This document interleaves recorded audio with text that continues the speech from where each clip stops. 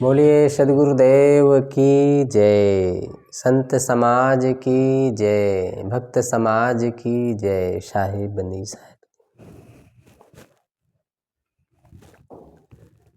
बंधुओं, जीवन में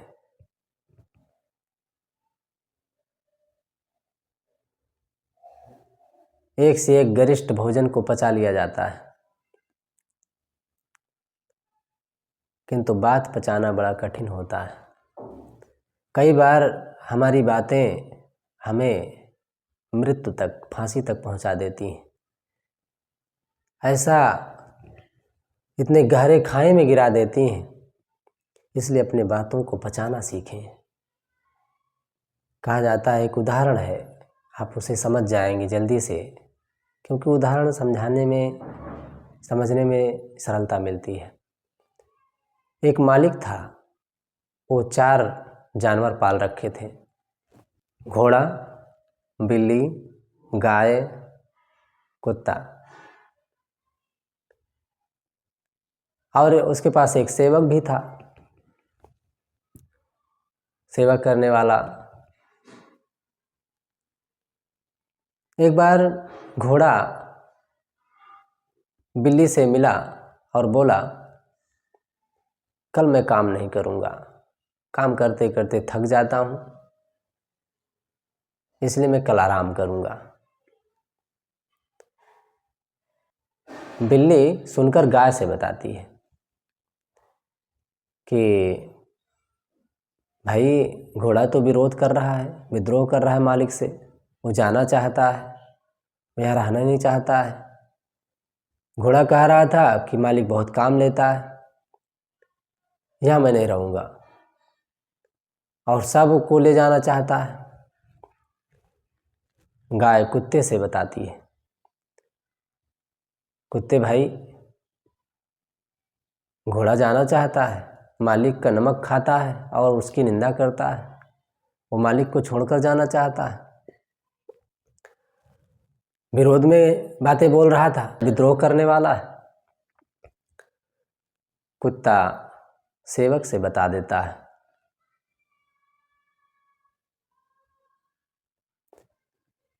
कुत्ता सेवक से बता देता है, नौकर से, कि भाई घोड़ा विरोध करने वाला है, वो जाने वाला है,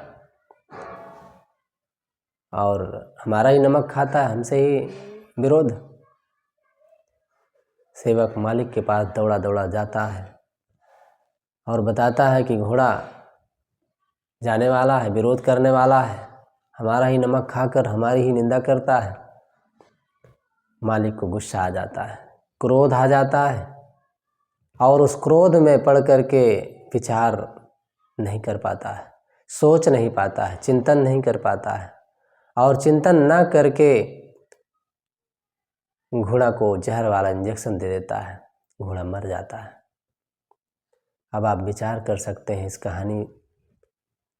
घोड़ा ने कुछ कहा नहीं, विरोध भी नहीं किया, बस एक गलती उसकी थी कि अपने दिल की बात किसी दूसरे से बता दिया। उस एक गलती ने उसकी जान ले ली, और वो मालिक क्रोध में पड़ करके विचार नहीं किया कि घोड़ा मेरा विरोध क्यों करेगा, वो तो रोज़ बढ़िया काम करता है, उसको मैं बढ़िया समय से भोजन चारा भी देता हूँ, तो मेरा विरोध क्यों करेगा। विचार नहीं किया, क्रोध में आकर जहर का इंजेक्शन दे देता है और कीमती घोड़ा से हाथ धो बैठता है, और घोड़ा की जान जाती है उसकी एक गलती, क्योंकि वो अपनी बात को पचा नहीं पाता है, अपने मन की बात को दूसरे से बताता है, और इस गलती की वजह से उसकी जान जाती है। बंधुओं, विचार करो, क्रोध का परिणाम अंततः पश्चाताप, दुख, पीड़ा यही होता है। इसलिए क्रोध नहीं करना चाहिए, और अपने दिल की बात जितना बन सके पचाना चाहिए। अपने मन की बात अगर हम पचा ले जाते हैं तो हमारे मन को ही केवल दुख होता है, पीड़ा मिलती है, और उसे हम समझा करके संभाल सकते हैं।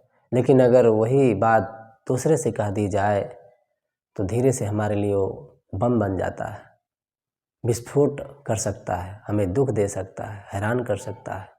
इसलिए जितना बन सके ऐसे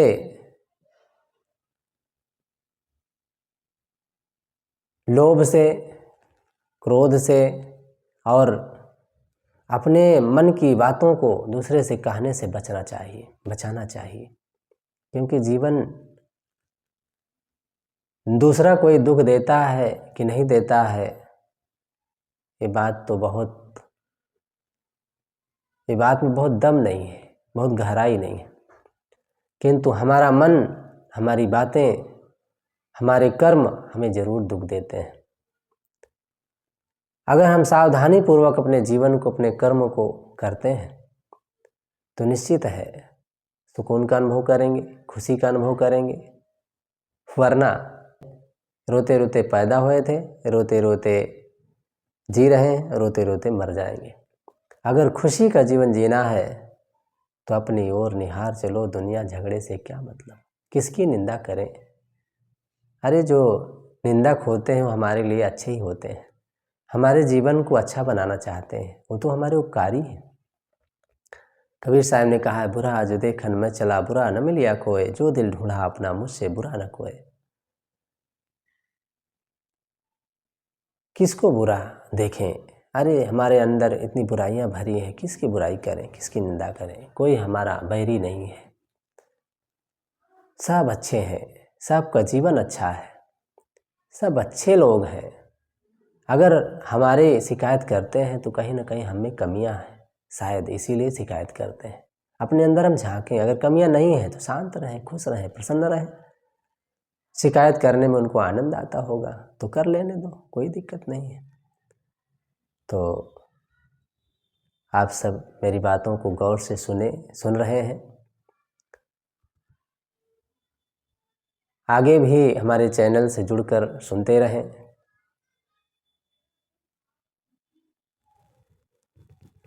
इसके लिए बहुत बहुत धन्यवाद है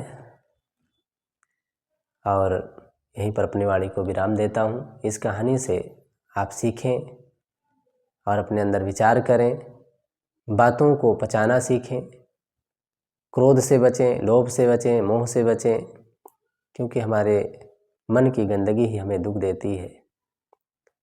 तो इन्हीं बातों के साथ, इन्हीं शब्दों के साथ मैं अपनी वाणी को विराम देता हूँ।